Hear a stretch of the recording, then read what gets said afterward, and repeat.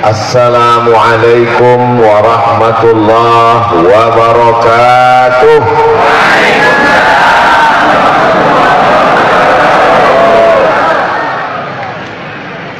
Memang cantik batu manikam diberi seorang teman. Dari bunyi sambutan salam sepertinya jamaah belum sarapan. Apa kabar Bapak Ibu semua? Saya alhamdulillahi rabbil alamin. Allahumma salli ala sayyidina Muhammad wa ala alihi wa sahbihi wa barik wa sallim. Laisa minna, tidak diakui sebagai umat kami, kata Nabi Muhammad sallallahu alaihi wasallam, man lam yarham saghirana, tidak sayang kepada anak-anak, wa lam ya'rif syarafa kabirina, tidak hormat kepada orang tua. Semua anak-anakku, adik-adik, para santri, mudah-mudahan selalu dijaga Allah istiqomah iman dan Islam. Para alim, para ulama kita, sahibul fadilah Raden Kiai Haji Hasbullah beserta seluruh keluarga besar Pondok Pesantren Darul Ulum Banyuanyar, para alim, para ulama, hadratul muhtaramin wal mukarramin yang tak dapat saya sebutkan satu persatu. Saya juga didampingi oleh Kiai Haji Dr. Ahmad Fauzi Tijani, pimpinan Pondok Pesantren Al Amin Perenduan. Tak dapat saya sebutkan satu persatu, tidak menghormati rasa takzim dan hormat saya. Saya tidak sebutkan bukan karena saya tidak hormat, tapi karena saya tidak ingat. Insya Allah semua yang berhadir ini dimuliakan Allah Subhanahu wa ta'ala. Karramna bani Adam, kami muliakan anak cucu keturunan Adam. Dimuliakan bukan karena asal penciptaannya, karena dia dari tanah. Dimuliakan bukan karena kemana kembalinya, karena kembali ke tanah. Dimuliakan karena la ilaha illallah Muhammadur Rasulullah sallallahu alaihi wasallam. Saya diminta berbicara tentang peradaban. Biasanya judul kajian diminta tentang takwa, enggak kelihatan takwanya. Diminta tentang ikhlas, ikhlasnya tersembunyi dalam hati. Tapi hari ini diminta tentang peradaban, tertulis di sebelah kiri, peradaban.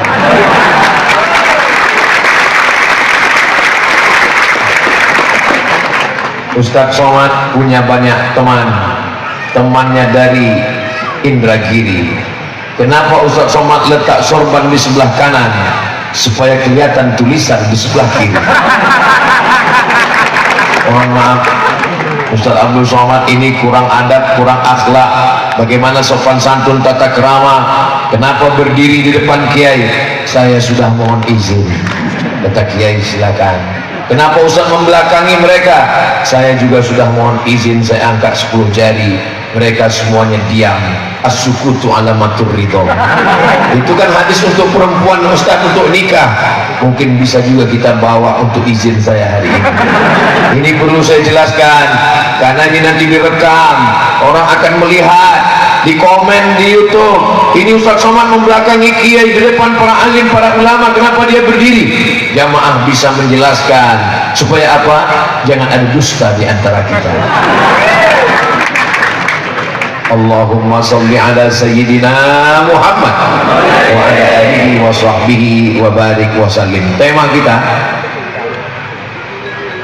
saya sebetulnya mau melihat foto saya di belakang. Merawat persatuan umat menuju perubahan dan peradaban bangsa yang maju. Pertama, persatuan. Kalau melihat perbedaan, jelas banyak sekali beda. Saya dengan kiai dari atas sampai bawah beda. Saya pecinya hitam, beliau peci putih. Saya pakai kain sarung, beliau pakai jubah. Kalau antara yang pakai sarung dengan yang pakai jubah kelahi, yang ketawa yang nggak pakai celana.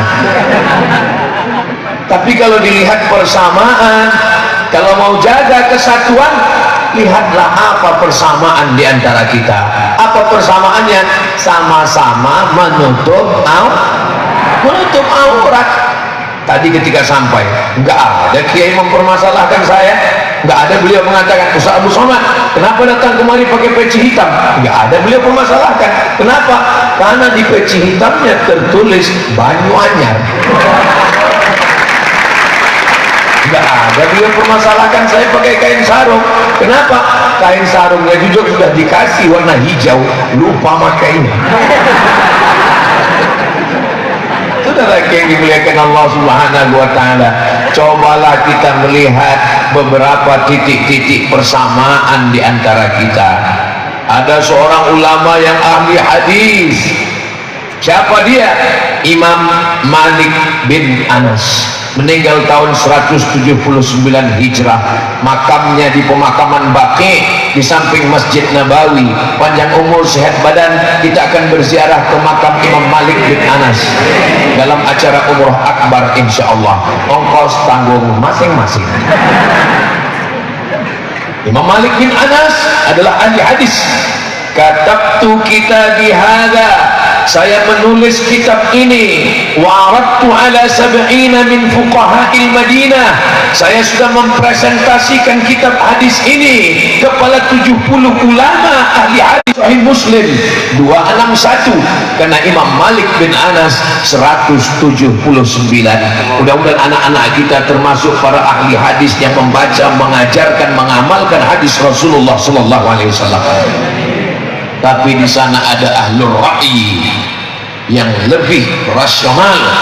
Bukan berarti mereka meninggalkan hadis Rasulullah, mereka juga pakai hadis. Dia adalah Imam Abu Hanifah. Imam Abu Hanifah meninggal tahun 150 Hijrah di Kufah di Irak. Yang satu ahlul hadis, yang satu ahlul ra'i. Berdebat mereka tentang masalah hukum. Yang memperhatikan adalah ulama hadis, ulama fikih dari kota Kairo, dari Mesir. Beliau adalah Imam Al-Laits Ibnu Sa'ad. Selesai terjebak, perdebatan terjadi, Imam Laits bin Sa'ad datang kepada Imam Malik. Wahai Malik, ya, apa pendapat engkau tentang Abu Hanifah?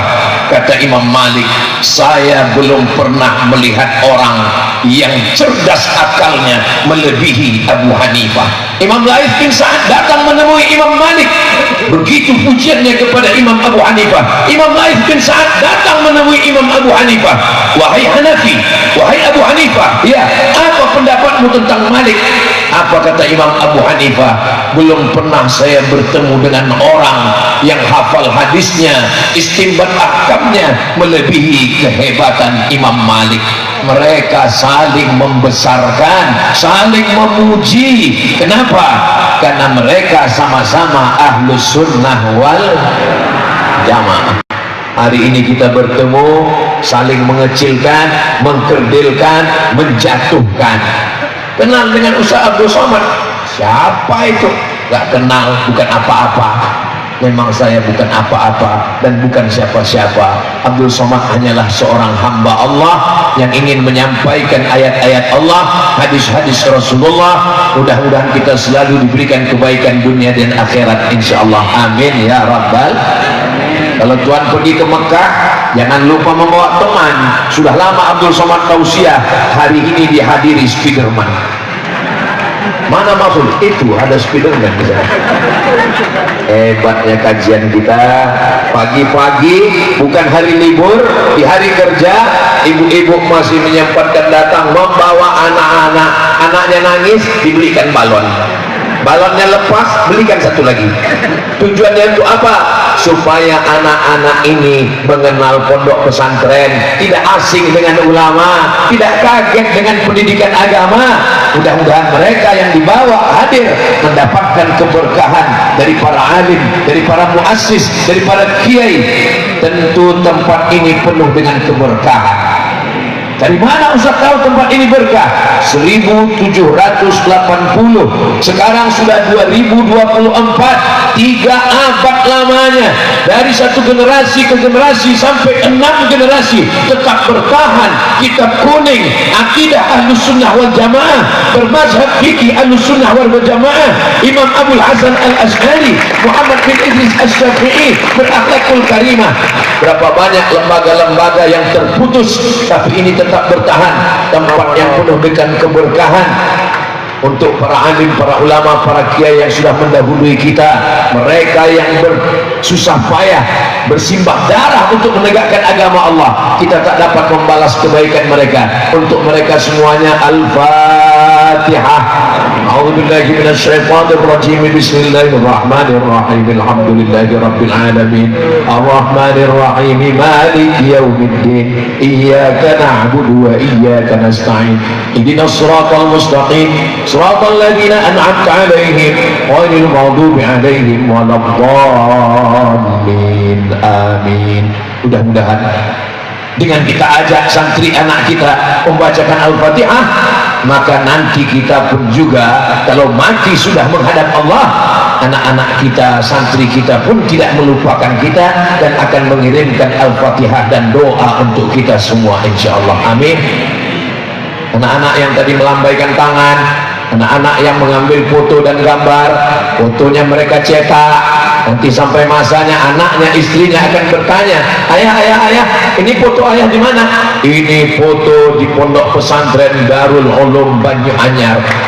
Waktu itu acara apa? Acara pengajian tabligh akbar. Siapa yang ceramah? Almarhum Abdul Somad. Semua tinggal kenangan. Pada akhirnya kehidupan manusia hanya tinggal sepotong kenangan. Maka tinggalkanlah kenangan-kenangan yang baik untuk diingat. Adapun yang tidak baik, uzkuru mahasina mautakum. Orang-orang yang sudah meninggal, sebutlah kebaikan-kebaikannya. Mudah-mudahan yang kita tinggalkan semuanya kebaikan, insyaallah. Adapun yang tidak baik dilupakan oleh sejarah. Amin ya rabbal alamin. Ibu, bapak yang merasa kurang sehat, pusing kepala, jangan cemas, ambulans sudah siap. Imam Ahmad bin Hanbal, Imam Hambali, imam mazhab yang keempat, itu tidak meyakini subuh itu ada kunutnya. Maka Imam Ahmad bin Hanbal tidak berkunut.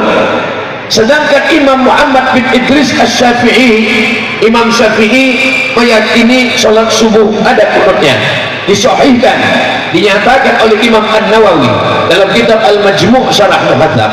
Lalu kemudian datang seseorang bertanya kepada Imam Ahmad bin Hanbal, wahai Imam Ahmad bin Hanbal, ya, saya ikut mazhab kamu, saya subuh tidak pakai kunut. Ya, kata Imam Ahmad bin Hanbal, bagaimana kalau saya berimam, saya jadi makmum, imam saya bermazhab Syafi'i yang subuhnya pakai kunut? Apa kata Imam Ahmad bin Hanbal?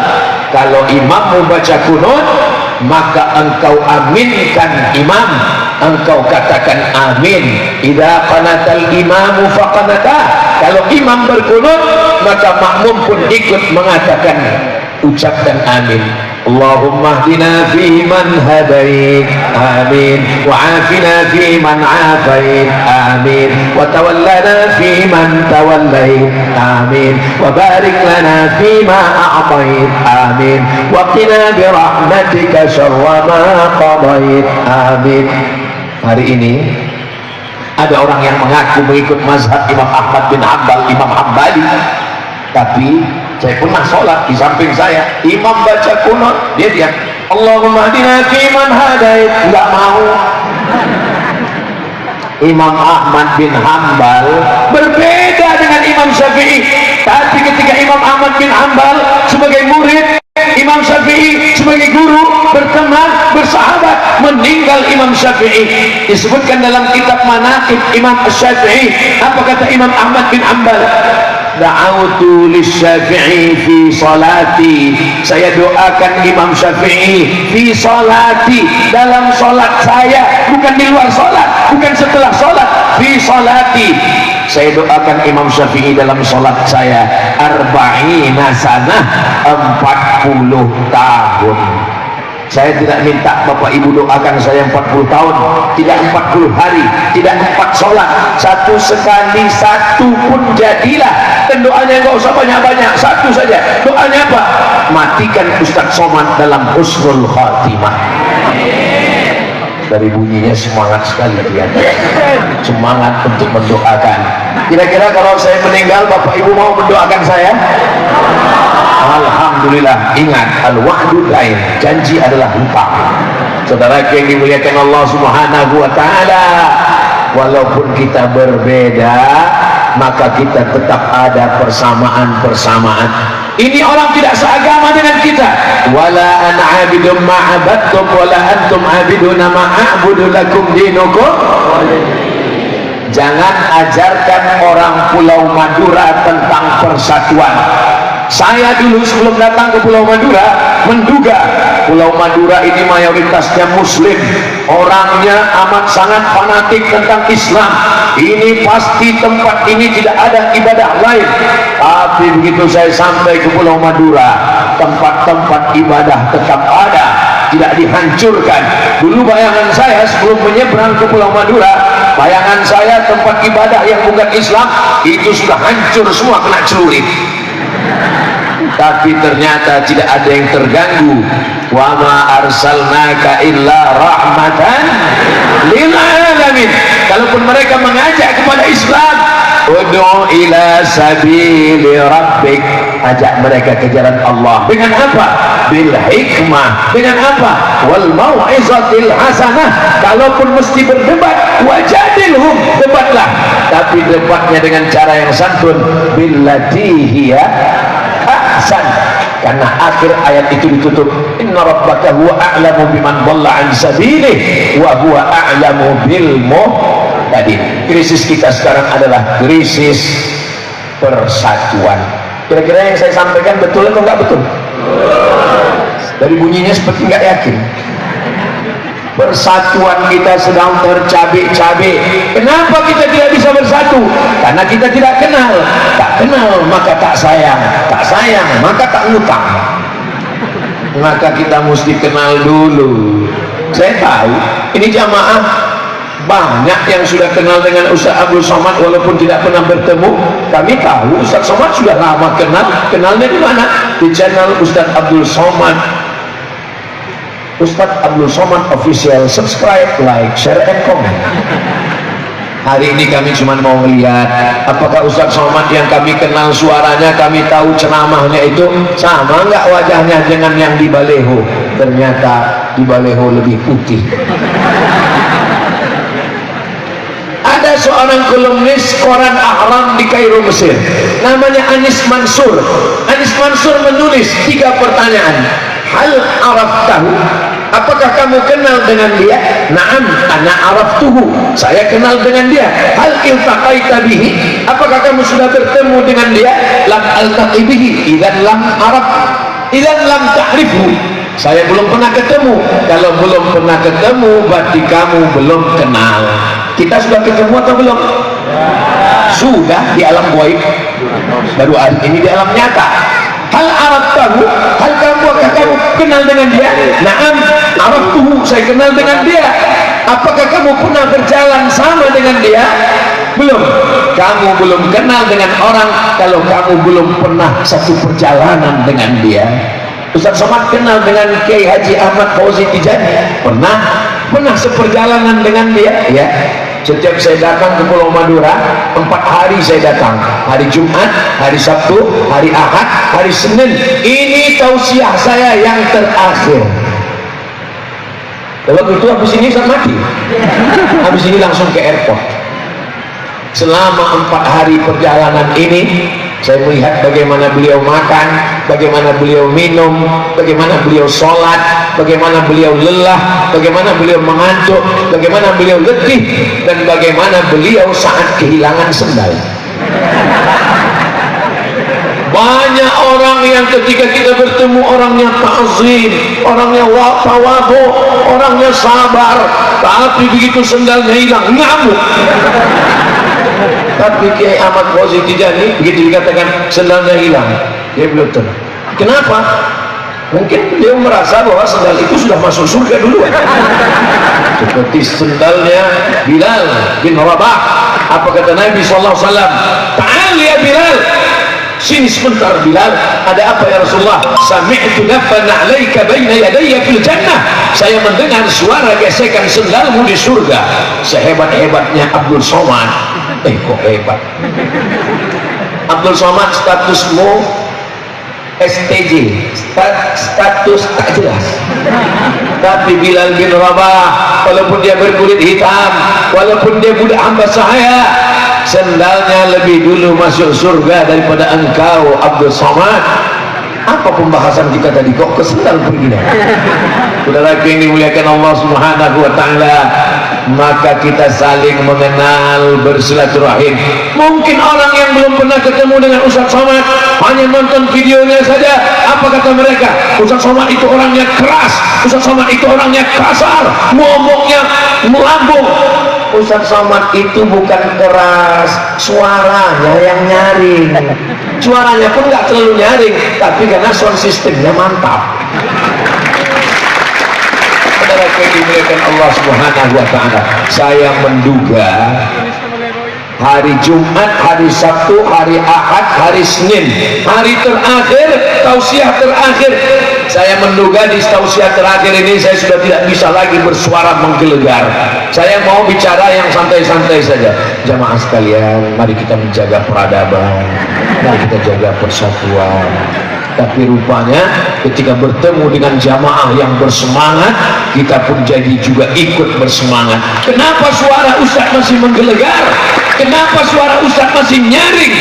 Banyak alasan. Pertama, peci baru. Yang kedua, baju baru.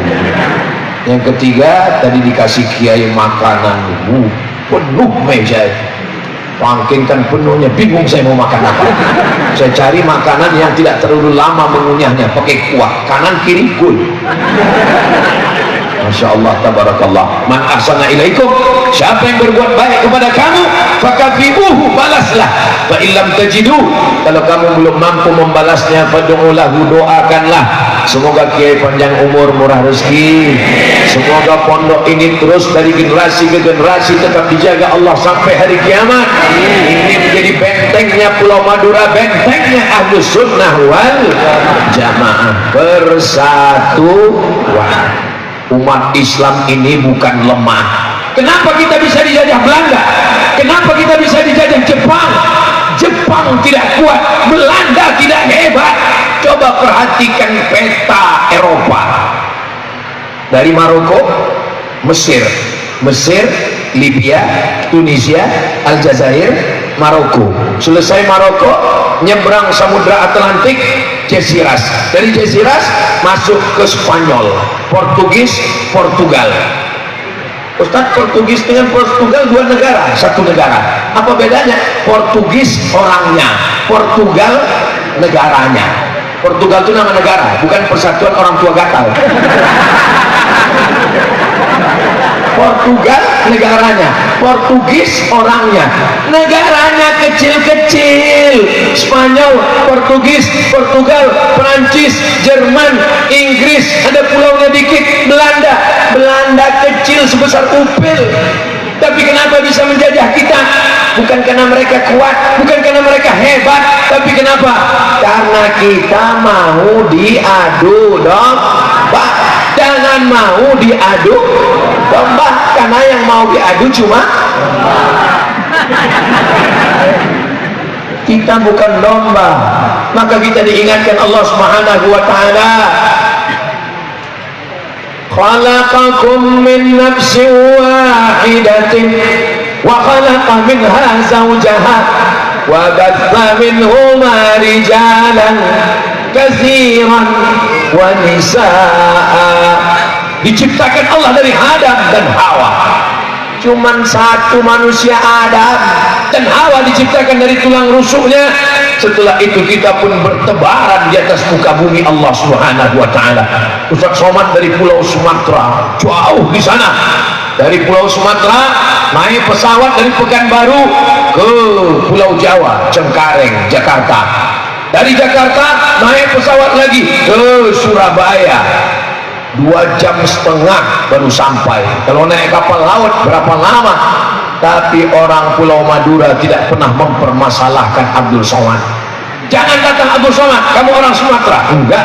Jangan datang Abdul Somad, kamu orang Melayu. Bukan. Mereka melihat persamaan. Abdul Somad sama-sama Negara Kesatuan Republik Indonesia. Abdul Somad sama-sama La ilaha illallah Muhammadun sallallahu alaihi wasallam. Ketika umat ini diadu domba, berpecah belah, akhirnya ulama-ulama lah yang menyatukan kita. Dulu orang selalu mengatakan negara ini negara demokrasi. Betul, tidak salah. Yang menyatukan kita adalah pahlawan-pahlawan nasional. Betul. Tapi baca sejarah, siapa yang pertama menyatukan kita, yang terpecah belah dengan mazhab fikihnya, dengan mazhab akidahnya, dengan suku-sukunya? Kita bersatu 1912, 1905, 1926, 1928, jauh sebelum Sumpah Pemuda.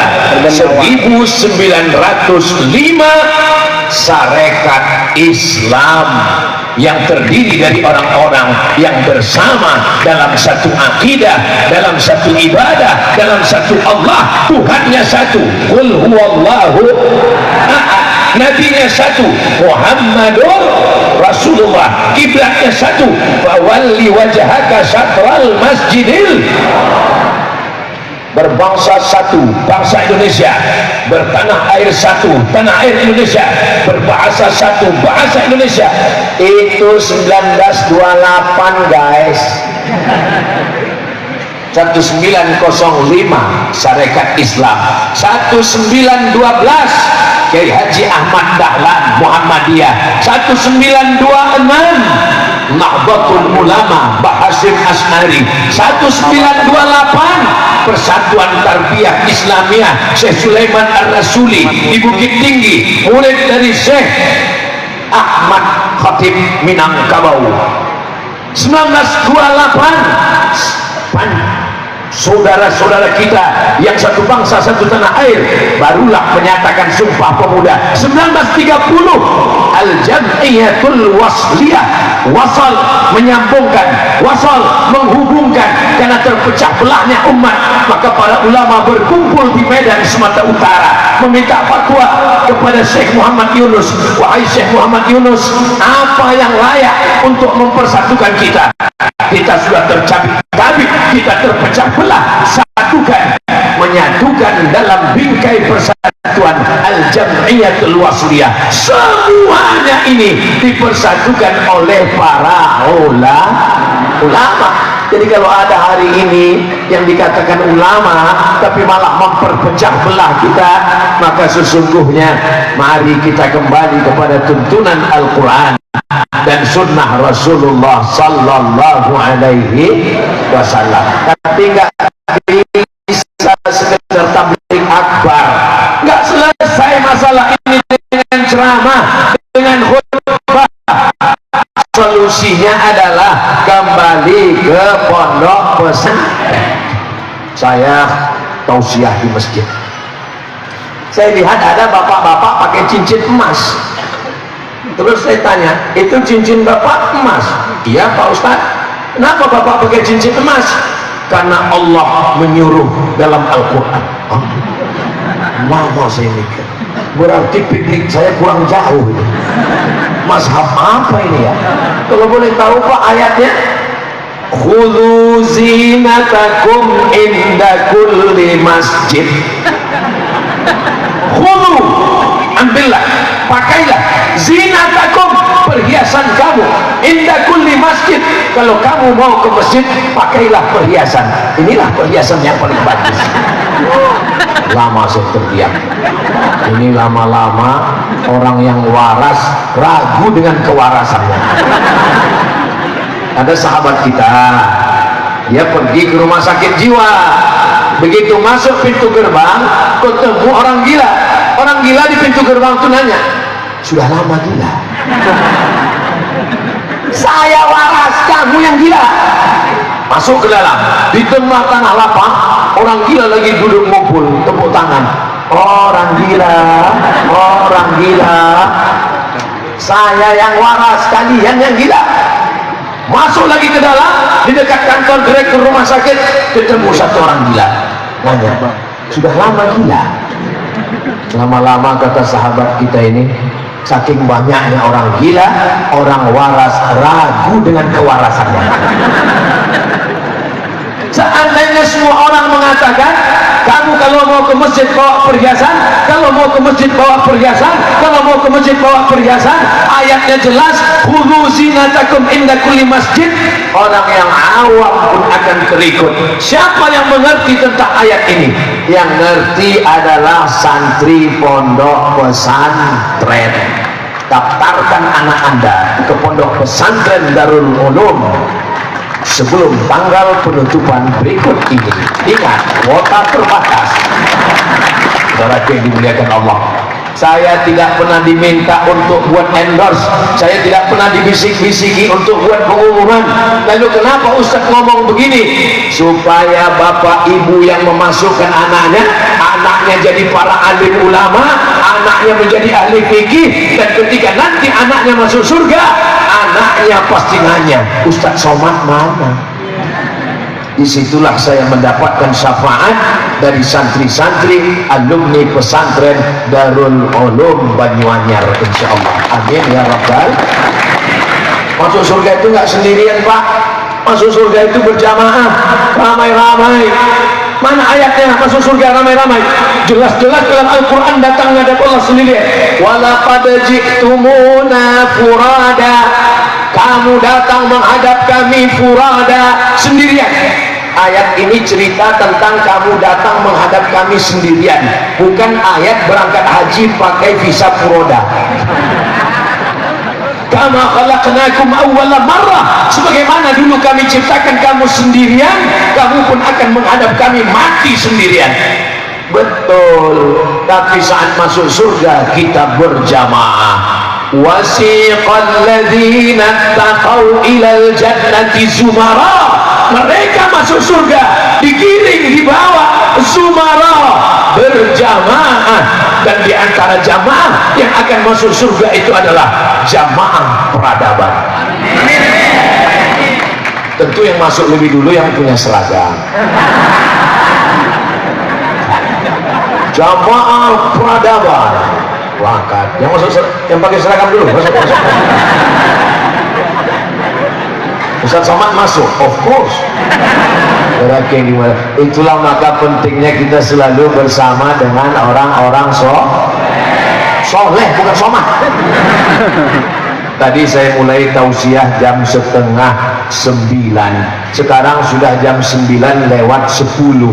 Ternyata sudah 40 menit saya berdiri, anak kecil 2 orang yang di depan tidak bergeming sedikit. Di tempat lain saya dari tadi memang menghitung ini sampai berapa menit mereka bertahan 2 orang pengawal ahli sunnah wal jamaah. Di tempat lain saya tausiah baru kultum 15 menit bapaknya udah nguap, apalagi anaknya. Tapi hari ini tolong adik kameramen ambil gambar mereka sebelum mereka berdiri pulang ke ibunya. Mohon maaf ya Bu, ini anak diancam atau sukarela? Berarti dimuliakan Allah Subhanahu wa Ta'ala. Kalau anak-anaknya saja tahan mendengar ceramah, apalagi bapak ibunya, betul? Memangnya Ustaz Somad nggak pernah diundang acara ceramah untuk anak-anak? Pernah. Pengalaman yang paling menggetarkan hati. Assalamualaikum Ustaz Somad. Waalaikumsalam. Bisa datang menyampaikan tausiah di sekolah kami? Siap. Simatupang, siang malam tunggu panggilan. Saya datang. Begitu saya datang, saya sangka yang mau diceramahi wali santri, wali murid, anak TK semua. Maka protokol berikut ini mari kita dengarkan tausiah yang akan disampaikan oleh Profesor Dr. Abdul Somad LCMA. Enggak ada satupun anak itu yang peduli.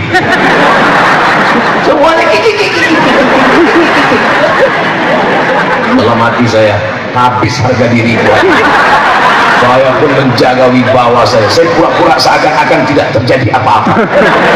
Assalamualaikum warahmatullahi wabarakatuh. Mereka tetap juga nggak peduli. Saya buka dengan muqaddimah, alhamdulillahi wa kafa, wassalatu wassalamu ala al-habibil mujtaba wa ala alihi wa ashabihi ahli sidqi wal wafa, subhanaka la ilma lana. Mereka tetap nggak memperhatikan. Sampai akhirnya ini kalau saya lanjutkan dua kemungkinan, kalau nggak saya stres, mereka stres.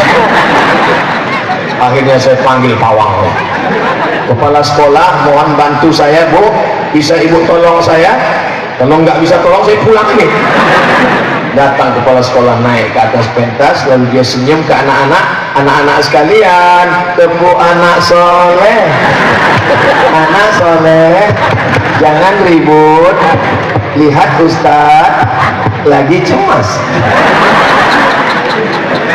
Begitu ibunya tepuk tangan, anaknya tenang. Dalam hati saya, ternyata semudah itu ya. Kalau tahu gitu saya tepuk dari tadi. Tapi di Banyuanyar, anak-anak yang dididik sudah terbiasa mendengarkan tausiah.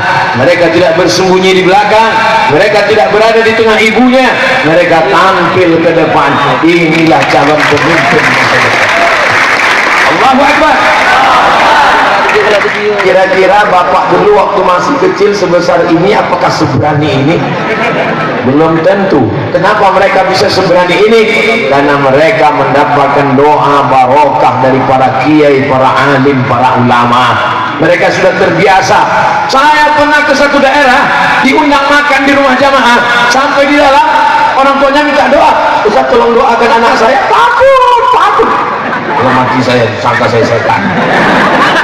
Saudara yang dimuliakan Allah Subhanahu wa taala, masukkan anak ke pondok pesantren. Tapi katanya kita disuruh bawa perhiasan kalau mau pergi ke masjid. Lihat dulu asbabun nuzul ayat itu. Ayat itu cerita tentang apa? Dulu mereka tawaf di samping Ka'bah, uryanun taliq. Mohon maaf, ribu maaf, dalam keadaan oryan, telanjang bulat, nggak pakai baju. Mohon maaf, tidak layak saya berkata di depan kiai.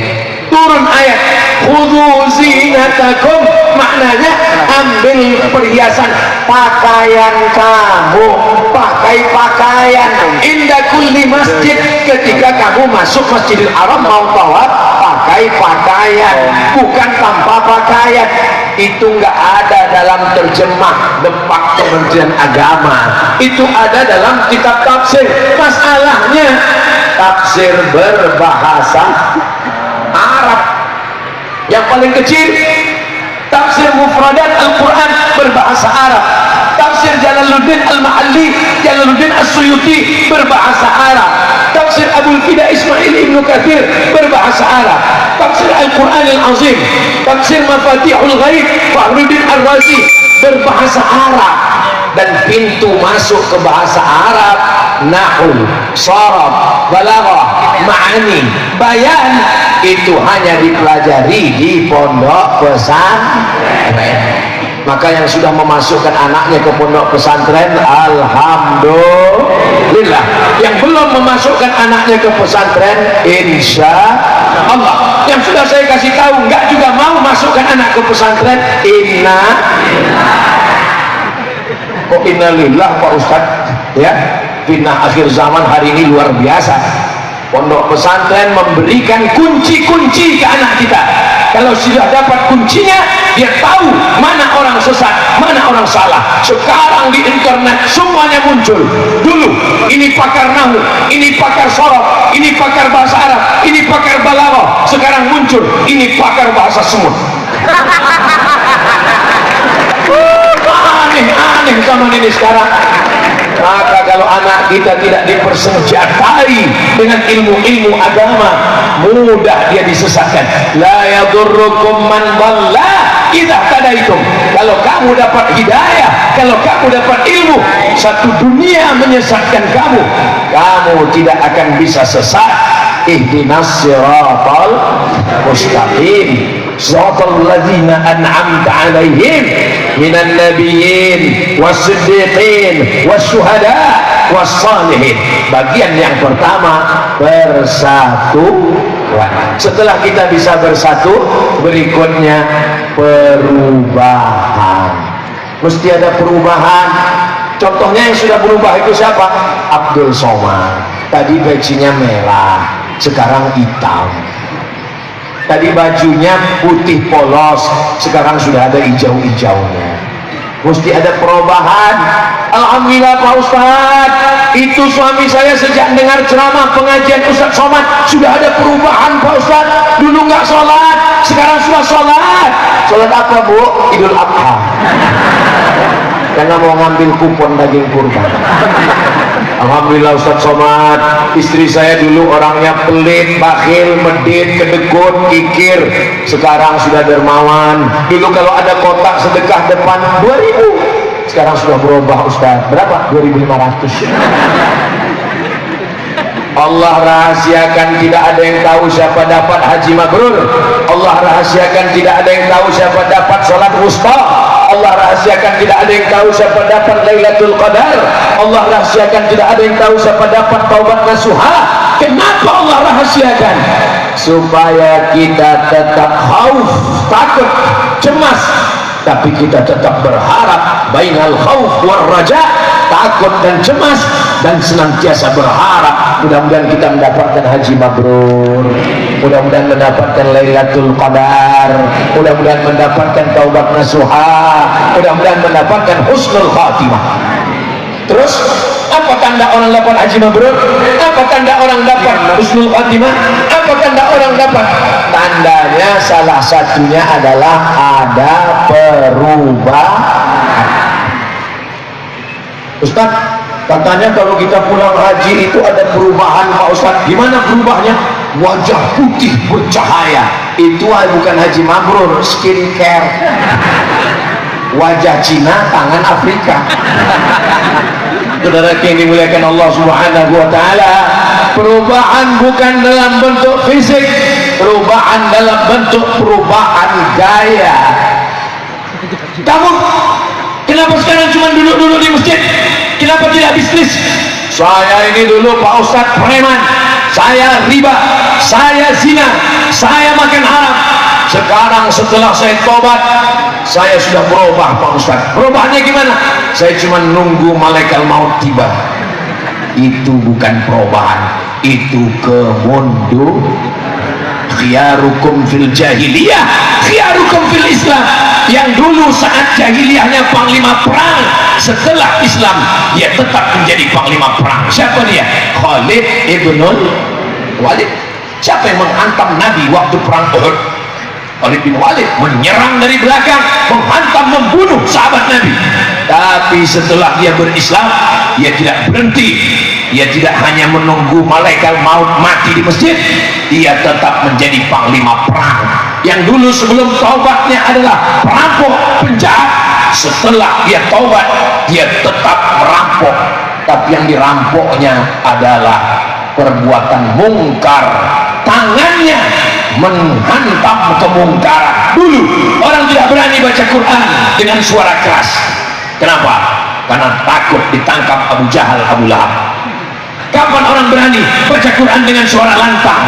Setelah seorang yang pemenang bulan, juara bertahan, dia adalah Umar ibnul Khattab. Setelah Umar bin Khattab masuk Islam, orang berani baca Quran dengan suara lantang. A'udzubillahi minasyaitonir rajim. Bismillahirrahmanirrahim. Jadi kalau sekarang ada orang baca Quran suaranya nggak kedengaran, itu berarti Umar bin Khattab belum masuk Islam. Kenapa berani baca Quran? Karena juara petarung bertahan sudah bersyahadat asyhadu an la ilaha illallah wa asyhadu anna Muhammadan Rasulullah. Preman-preman yang bertato, yang dulu jahat, masuk dalam dakwah, masuk Islam, hijrah, bertobat nasuha. Tapi tolong dakwah bukan berarti diam terhadap kemungkaran. Kalau agamamu dihina, kalau ulamamu dihina, engkau diam, ganti bajumu dengan kain kafan. Bukan hadis Nabi. Bapak saya di grup WhatsApp. Kepada yang dimuliakan Allah Subhanahu wa taala. Jadi dalam hal kemungkaran memang ada ustaz yang mengajak kepada mari sholat, mari zikir, mari puasa. Itu namanya ustaz spesialis amar ma'ruf. Tapi jangan lupa, seperti uang punya dua sisi. Satu sisi bukan uang namanya, itu namanya uang mainan, uang contoh, uang yang asli dua mata, dua sisi. Sisi amar ma'ruf, nahi mungkar. Nahi mungkar nggak bisa. Jangan judi ya, jangan zina ya, nggak bisa. Nabi Muhammad itu bertutur kata lembut, dia nggak pernah marah-marah. Kapan Nabi ada kalanya matanya merah, suaranya menggelegar? Ketika kapan? Ketika ayat-ayat Allah dihinakan, bahkan dibacakan Qur'an nazilah 1 bulan. Allahumma an rel, Allahumma an zakwan, Allahumma an usayyah, laknatlah mereka ya Allah. Kapan Nabi minta laknat? Ketika para dai dibunuh, ketika para dai dihinakan. Allah meminta, Nabi memohon kepada Allah Subhanahu wa taala supaya dilaknatlah mereka. Sekarang banyak orang mengambil sisi kelembutan kebaikan, dipotongnya sisi tegas dalam kemungkaran. Mudah-mudahan santri-santri kita ada masanya lembut dan ada masanya tegas. Asyidda'u 'alal kuffar ruhama'u bainahum. Perubahan kita adalah perubahan ke dalam kebaikan. Kita pun ziarah ke depan makam Sayyidus Syuhada Hamzah bin Abdul Muttalib. Assalamu alayka ya Sayyidas Syuhada, assalamu alayka ya sahiba Rasulillah, assalamu alayka ya amma Rasulillah sallallahu alaihi wasallam. Bagaimana kematian Hamzah? Telinganya digunting, hidungnya dipotong, jantungnya dibelah. Yang membunuh itu adalah Wahsy. Wahsy budak sahaya berkulit hitam. Dia ambil hirbah tombak, dia tusukkan ke tengkuk Hamzah. Summa hazzaztuhu, saya goncang hingga menembus baina fakhidaihi, antara dua paha Hamzah. Begitulah kejamnya Wahsy. Tahun 3 Hijrah, hari berganti, musim berubah. Tahun 4, tahun 5, tahun 6, tahun 7, tahun 8. Setelah 8 Hijrah, Nabi datang ke kota Makkah Al-Mukarramah membawa 10.000 pasukan. Panglima perangnya Sa'ad bin Ubadah. Apa kata Sa'ad bin Ubadah? Hadza yaumul malhamah, ini hari balas dendam. Kenapa Ustaz Somad berapi-api sekarang? Mungkin efek baju baru. Gimana rasanya pakai baju baru nih Ustaz Somad? Kalau tuan ke Pulau Buru, jangan lupa membawa kipas. Kalau mau tahu rasanya baju baru, rasanya sangat panas. Enggak, itu hanya sekedar iklan sejenak saja. Kita lanjutkan. Apa kata Sa'ad bin Ubadah? Ada yaumul malhamah, ini hari balas dendam. Nabi memanggil Sa'ad. Ta'al ya Sa'ad, sini. Tadi kamu ngomong apa? Ada yaumul malhamah, ini hari balas dendam. Dulu mereka menggunting telinga Hamzah, kita akan potong telinga mereka. Dulu mereka membelah jantung Hamzah, kita akan belah jantung mereka. Hadza yaumul marhamah, ini hari berkasih sayang. Dari lam ke ra, dari malhamah ke marhamah. Ketika Nabi sudah menghancurkan berhala patung-patung, ada yang terbuat dari besi, ada yang terbuat dari perak, ada yang terbuat dari emas, ada yang terbuat dari roti. 360 patung dihancurkan. Begitu kata Syekh Safiyur Rahman Al-Mubarakfuri dalam kitab Ar-Rahiq Al-Maktum. Selesai itu Nabi berdiri, ya ahla Makkah, ma tarawna anni fa'ilun bikum. Wahai penduduk Makkah, menurut kalian apa yang akan aku lakukan terhadap kalian? Apa kata orang Makkah? Akhun karim, wa ibnu akhin karim, engkau saudara kami ya Muhammad, ayahmu saudara kami ya Muhammad. Ternyata kalau kita sudah menang semua jadi saudara, besti. Akhun karim wa ibnu akhin karim. Apa kata Nabi sallallahu alaihi wasallam? Idhabu wa antumut tulaqa, pergilah kamu semua, kamu bebas, tidak ada telinga yang dipotong, tidak ada hidung yang digunting, tidak ada jantung yang dibelah, semuanya bebas. Turunlah ayat idza jaa nasrullah wal fath wa ra'aitan nasa yadkhuluna fi dinillahi afwaja. Berbondong-bondong mereka masuk Islam, bukan karena tombak Rasulullah, bukan karena pedang Rasulullah. Mereka masuk Islam berubah 180 derajat karena maaf dari Rasulullah sallallahu alaihi wasallam. Mana Wahsy? Mana Wahsy yang dulu menggunting telinga Hamzah? Mana Wahsy yang dulu menusukkan tombaknya? Ternyata Wahsy lari ke Taif, takut telinganya dipotong Rasulullah SAW, lari ke Taif. Tapi bukan berarti nanti bapak ibu yang umroh pergi ke Taif itu ikut Wahsy, bukan. Taif jalan-jalan bagus, nggak apa-apa, dingin, suasananya indah. Wahsy pergi ke Taif 19 hari Rasulullah di kota Makkah Al-Mukarramah. Setelah itu Nabi pergi, Wahsy dengar kabar, oh Muhammad SAW sudah pergi. Wahsy pulang, Wahsy ke Mekah. Dia lihat tidak ada orang Makkah yang telinganya digunting, ternyata ada ibu-ibu di belakang. Masya Allah, yang di depan masih masuk akal, mereka mau melihat wajah Ustaz Somad, yang di belakang engkau Ustaz Somad. Mudah-mudahan yang di depan, yang di belakang, yang di kanan, yang di kiri semuanya masuk surga insya Allah. Wahsy pulang ke kota Makkah, ternyata tidak terjadi apa-apa. Wahsy mengejar Nabi ke Madinah. Sampai di Madinah dia bertemu dengan Rasulullah sallallahu alaihi wasallam. Nabi bertanya, "Anta Wahsy? Kamu Wahsy?" "Na'am ya Rasulullah." "Qatalta Hamzah? Kamu yang sudah membunuh paman saya Hamzah?" "Iya ya Rasulullah." Nabi hanya menepuk dada Wahsy supaya kuat iman dan Islamnya. Nabi tidak menggunting telinga Wahsy. Nabi hanya berkata, "Aghibu wajhaka anni," tolong palingkan wajahmu dariku wahai Habsyi. Wahsy pun lalu kemudian pergi, tapi Wahsy tetap merasa berdosa. Tanganku membunuh orang paling baik Hamzah, tanganku berdarah, ini tangan mesti dibersihkan. Sampai akhirnya dia dapat kesempatan untuk membersihkan tangannya. Dia berubah, tapi perubahannya bukan menjadi lemah, lesu, letoy, lunglai. Dia tetap bertenaga, dia tetap berjihad. Sampai akhirnya kesempatan membersihkan tangan itu datang. Seorang nabi palsu bernama Musailamah al-Kadzdzab.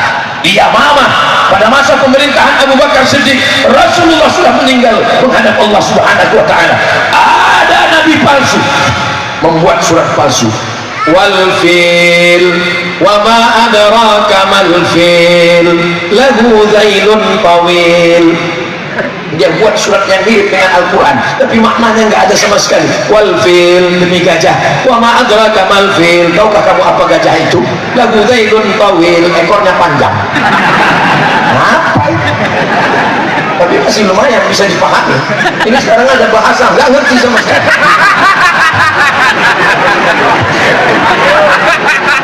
Lalu kata Nabi SAW, kalau kamu berubah, yang berubah itu imannya, tapi semangatnya tetap.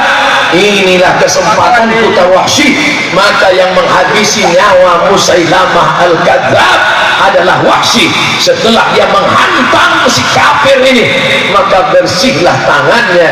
Jadi perubahan itu maknanya bukan hanya berubah pakaian, bukan hanya berubah aksesoris, bukan hanya berubah penampilan, tapi perubahan yang mendasar adalah perubahan sikap. Yang dulunya membenci dakwah sekarang menolong dakwah, yang dulunya membenci kiai sekarang mensupport dakwah kiai, yang dulu membenci pondok pesantren sekarang menolong pondok pesantren. Siap bantu pesantren, siap jaga Pulau Madura, siap jaga umat.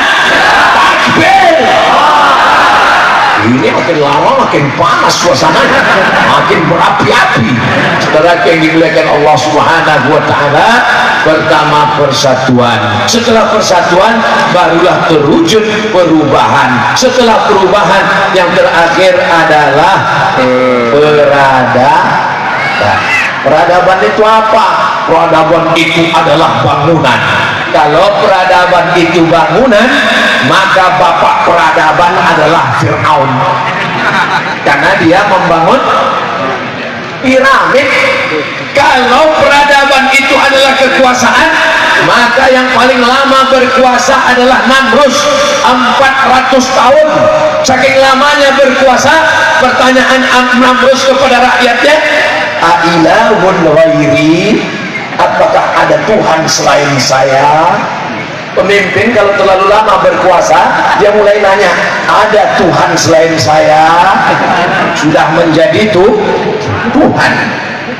Bagaimana Allah menghantam, menghancurkan Namrus? Namrus tidak mati disambar petir. Kalau Namrus mati disambar petir, indah beritanya. Namrus mati disambar geledek, kan keren beritanya. Tapi Namrus matinya bagaimana? Menghinakan. Namrus mati karena digigit nyamuk. Innallaha la yastahi an yaqriba mathalan ma ba'udatan fama fawqaha. Nyamuk, makhluk yang kecil, remeh-temeh, hina. Mohon maaf kalau boleh saya bertanya ke bapak-bapak, ada di antara bapak yang punya ternak nyamuk? Tidak ada. Ternak ayam ada, ternak tuyul ada, ternak nyamuk nggak ada. Tapi Allah menghancurkan penguasa zalim dengan nyamuk. Datang nyamuk, masuk ke dalam hidungnya, naik ke otaknya. Namrus memukul kepalanya, mukulkan ke dinding, nggak juga mati, diambilnya mati hanya dengan seekor nyamuk. Allah kalau mau menghancurkan orang, tu'izzu man tasha wa tudhillu man tasha biyadikal khair, innama amruhu idza arada syai'an ay yaqula lahu kun. Lalu kenapa ada Fir'aun, ada Namrus? Memang hidup ini begitu, saudaraku. Nanti kalau ada orang mengatakan, kamu baik, aku nggak baik, kamu bagus, aku nggak bagus, kenapa rezekiku lancar, kenapa kamu susah? Memang dunia ini begitu, saudaraku. Dulu ada Kabil, ada Habil, ada Musa, ada Fir'aun, ada Ibrahim, ada Namrus, ada Muhammad SAW, ada Abu Jahal, ada aku, ada kamu. Berpasang-pasangan. Saudara yang dimuliakan Allah Subhanahu wa Ta'ala, peradaban itu bukan hanya bangunan. Peradaban yang paling hebat adalah peradaban hasil ilmu pengetahuan. Mukjizat yang lain hilang. Mukjizat membelah Laut Merah hilang. Mana Laut Merah yang terbelah itu? Saya nanya ke teman saya, di mana Laut Merah yang terbelah? Abdul Somad, nanti kalau musim haji kamu pergi ke Mekah, naik kapal laut. Tahun 2000 saya naik kapal laut dari terusan Suez ke Jeddah. Di mana nanti ombaknya besar, disitulah tempat Laut Merah terbelah. Setelah pulang saya cerita sama dia, saya sudah naik kapal laut. Di mana yang paling besar? Dari awal sampai akhir besar semua. Peradaban yuhil mauta biiznillah, yubri'ul akmaha wal abrasa, menyembuhkan orang kusta, menyembuhkan orang lumpuh. Tidak ada lagi wujudnya sekarang.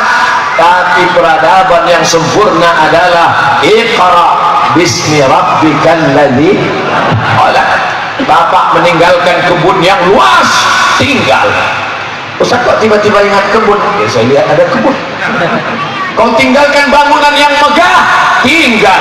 Rumah besar, tinggal. Mobil besar, tinggal. Bini besar. Yang kekal abadi mana? Matan al-Ajurrumi, Kawakib Durriyah, Al-Imriti, Alfiyah Ibnu Malik. Ini peradaban keilmuan pengetahuan. Maka kalau mau kekal abadi, tinggalkanlah peradaban ilmu yang tidak akan lekang karena panas, tak akan lapuk karena hujan. Semuanya berubah, semuanya berubah. Pohon kayu berubah, bangunan berubah. Yang tidak berubah itu hubungan kita, sayang. Bapak nanti ngomong begitu sama ibu, Saudara yang dimuliakan Allah Subhanahu wa taala, peradaban Islam adalah peradaban akhlak. Inilah yang tidak akan pernah mati. Mudah-mudahan anak kita berakhlakul karim. Amin.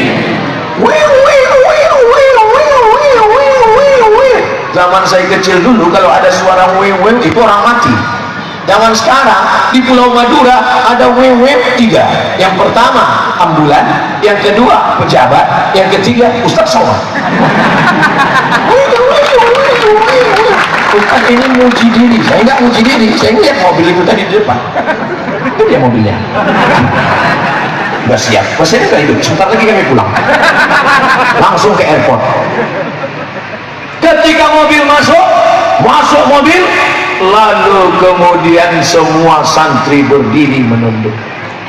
Cari peradaban itu di Amerika, cari peradaban itu di Eropa, cari peradaban apa dengan kebanggaan apa, rumah hebat mewah tapi angka bunuh diri. Berapa banyak angka bunuh diri? Kenapa bunuh diri? Mereka di Eropa, di Jepang, di Korea bunuh diri tertinggi di dunia Amerika. Nomor 2 Eropa, nomor 3 Jepang. Orang Jepang hartanya banyak, duitnya banyak, rumahnya bagus, stres, depresi, ambil samurai, harakiri. Orang Jepang putus asa dengan kehidupan. Orang Korea nggak mau menikah, nggak mau hamil, nggak mau punya anak kecil. Akhirnya apa? Ramai di tengah kesendirian, sendiri di tengah keramaian, mati di dalam rumah dalam keadaan sendirian, tetangga pun nggak tahu. Peradaban apa? Tapi umat Islam, orang Barat makan pil tidur. Kenapa? Kena penyakit insomnia, nggak bisa tidur. Peradaban apa? Kita belum lagi ceramah baru ngelihat Ustaz Somad khutbah berapi-api di atas mimbar. Mari kita doakan saudara kita di Palestina. Jamaahnya di bawah. Selesai sholat nanya ke temannya, kayaknya Ustaz Somad itu aliran sesat, masa khutbahnya 1 kali. Ini Ustaz Somad ini kayaknya nyindir, ada yang tidur. Enggak, saya dari tadi melihat dari kanan ke kiri enggak ada satu jamaah pun yang tidur, semuanya tetap. Allah. Saudara yang dimuliakan Allah SWT, sepanjang Ustaz Somad tausiah belum pernah marah mempermalukan jamaah depan orang banyak. Kenapa tidur? Kenapa? Enggak pernah, belum pernah sekalipun. Coba dengarkan video saya, enggak pernah. Kenapa Ustaz enggak pernah marah dengan jamaah yang tertidur? Karena orang Barat begitu sulit mau tidur. Dia sudah tertidur, berarti hatinya tenang, berarti kaji Ustaz Somad sudah masuk ke dalam lubuk hati yang paling dalam. Huwallazi anzala sakinata fi qulubil. Subhanallah walhamdulillah wala ilaha illallah wallahu akbar wala haula wala quwwata illa billahil aliyyil azim. Peradaban apa yang mau kita harapkan dari Eropa? Bertetangga, tidak pernah bertegur sapa. Kita orang Islam, kenal nggak kenal, hai bro, assalamualaikum ya akhi ya ukhti, kenal sama dia? Enggak. Kenapa kita mengucapkan salam pada orang yang tak kenal? Karena Nabi mengatakan absus salam. Peradaban apa dari Rusia? Orang Rusia paling heran lihat kita. Kenapa? Orang Rusia paling susah senyum. Kita setiap ketemu orang, jangankan orang, angkot aja lewat senyum. Kenapa? Tabassumika fi wajhi akhika sadaqah. Mereka mau mensosialisasikan senyum, susahnya bukan main. Buat lingkaran bulat, ada mata, ada hidung, ada mulut. Keep your smile. Susahnya. Peradaban apa yang kita harapkan dari Eropa? Seorang Yahudi bernama Bernard Lewis. Siapa namanya? Bernard Lewis. Dari namanya Bernard Lewis itu sudah jelas ini orang nggak mandi wajib. Bernard Lewis, apa kata Bernard Lewis? Eropa akan Islam tidak sampai sampai 50 tahun lagi. Allahu Akbar. Bukan karena kita datang bawa pedang, bukan karena kita membunuh ke Eropa. 3 yang menyebabkan Eropa akan bersyahadat. Yang pertama, umat Islam datang beramai-ramai ke Eropa. Orang Tunisia, orang Aljazair, orang Maroko mengisi Spanyol, orang Turki mengisi Jerman, India, Pakistan, Bangladesh mengisi Inggris. Terus umat Islam memenuhi Eropa. Memangnya orang Eropa kemana? Orang Eropa mati karena tidak menikah. Mereka tidak mau nikah. Sebab apa? Menurut mereka menikah buang-buang waktu saja. Sedangkan orang Islam, fankihu ma taba lakum minan nisa'i mathna wa thulatha wa ruba'. Fa in khiftum, jangan marah dulu. Ini cerita kita di Eropa, bukan di Pulau Madu. Fa in khiftum alla ta'dilu fawahidah, only one. Mereka tidak mau punya anak. Sekarang ada gerakan namanya free child, child free, child anak free. Nggak mau punya anak, nikah tapi nggak mau punya anak, nggak mau ribet. Maka dalam Islam diajarkan tazawwajul walud, nikahilah perempuan yang subur, al-wadud, yang penyayang anak. Adik-adik yang belum nikah, nikahi perempuan yang subur. Bagaimana caranya Pak Ustaz? Dites dulu, jangan. Ditanya dulu, Dek, kamu anak nomor berapa? Aku anak pertama. Satu keluarga berapa orang? Aku satu-satunya. Mohon maaf, kamu tidak lulus fit and proper. Ketemu lagi, kamu nomor berapa? Aku nomor 13. Gua banget. Karena kalau dia banyak saudaranya, berarti ibunya subur, berarti dia juga akan subur. Saudaraku yang dimuliakan Allah, inni mukatsirum bikumul umama yaumal qiyamah. Saya, kata Nabi yang paling bangga pada hari kiamat, karena umat yang paling banyak adalah umat Nabi Muhammad sallallahu alaihi. Kenapa mereka hancur? Gedungnya sudah berdiri tinggi, menara Eiffel-nya, menara Roma-nya. Kenapa Eropa hancur? Karena mereka tidak punya keturunan, habis musnah. Nanti Bapak Ibu kalau ke Pekanbaru, ada namanya Masjid Agung An-Nur. Di samping Masjid Agung An-Nur itu dulu banyak pohon korma, tapi nggak ada yang berbuah. Akhirnya dipanggil satu profesor bidang korma dari Thailand, namanya Profesor Kolak. Profesor Kolak diperintahkan untuk melihat kebun-kebun kurma. Kenapa kurma tidak berbuah? Akhirnya dia tersenyum. Kenapa kurma nggak berbuah? Karena kurma ini jantan semua.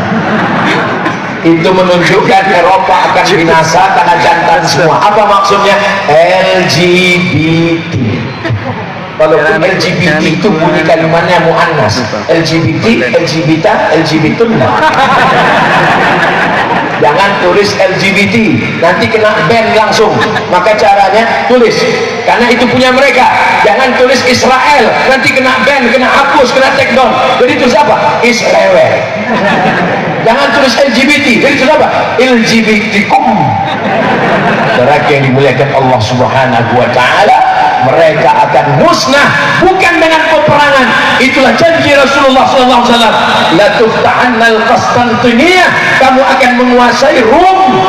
Sampai masanya berkumandanglah azan di atas menara Eiffel. Allahu Akbar, Allahu Akbar. Mudah-mudahan itu adalah santri-santri kita, insyaallah. Amin ya rabbal alamin. Siapa yang tausiah di pesantren Darul Ulum Bajung Anyar tadi? Ustaz Abdul Samad. Apa yang dia sampaikan? Ada 3. Apa yang 3 itu? Aku gak ingat. Yang pertama persatuan, yang kedua perubahan, yang ketiga peradaban. Bagi yang tidak ingat, bisa ditonton ulang di channel Ustaz Abdul Samad Official. Subscribe, like, share, and comment. Itulah yang dapat Al-Fakir sampaikan. Mohon maaf atas segala kesilapan dan kekhilafan. Tadi dimulai jam 8:30, jam 8:30, sekarang jam 10 kurang 15. Masya Allah, tabarakallah. Kiai Haji Dr. Ahmad Fauzi Tijani Tadi saya sangka mau ngasih tahu pesawat sudah pergi, rupanya ngasih tahu Ustaz Somad aja yang baca doa, saya yang baca doa. Tapi doa ini dikabulkan Allah bukan karena saya, tapi karena ada alim ulama bapak ibu yang tulus ikhlas mengaminkan doa ini menembus pintu-pintu langit. Mudah-mudahan Allah menjaga para kiai kita, Allah menjadikan bumi Pulau Madura ini tetap dalam baldatun thayyibatun wa rabbul ghafur. Allah bukakan pintu hati santri kita belajar agama, Allah satukan hati kita untuk bersatu dalam akidah Ahlussunnah wal Jamaah. Allah jaga pelihara kita dari hasad dengki sehingga kita berpecah belah.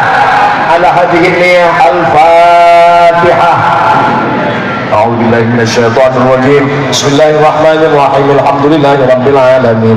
Arrahmanir rahim. Maliki yaumiddin. Iyyaka na'budu wa iyyaka nasta'in. Ihdinas shiratal mustaqim. Shiratal ladzina an'amta 'alaihim ghairil maghdubi 'alaihim waladdallin. Amin. Allahumma inna nas'aluka salamatan fid din. Selamatkan agama kami, anak-anak kami sampai